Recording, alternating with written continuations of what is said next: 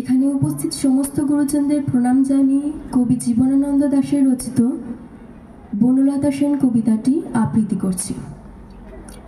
হাজার বছর ধরে আমি পথ হাঁটিতেছি পৃথিবীর পথে, সিংহল সমুদ্র থেকে নিশীথের অন্ধকারে মালয় সাগরে।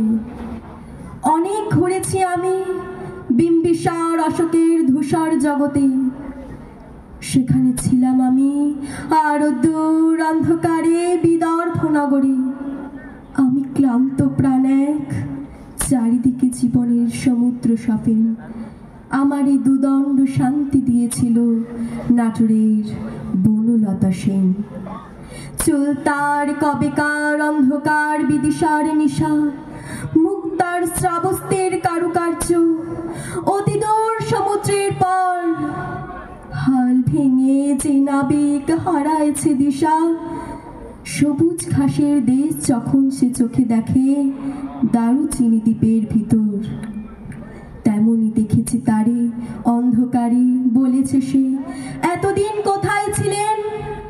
পাখির নীড়ের মতো চোখ তোলে নাটোরের বনলতা সেন।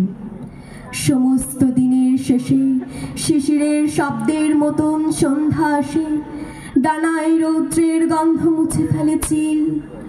পৃথিবীর সব রং নিভে গেলে পাণ্ডুলিপি করে আয়োজন, তখন গল্পের তরে জোনাকি রঙে ঝিলমিল। সব পাখি ঘরে আসে, সব নদী ফোড়ায় জীবনের সব লেনদেন। থাকে শুধু অন্ধকার মুখোমুখি বসিবার বনলতা সেন। নমস্কার।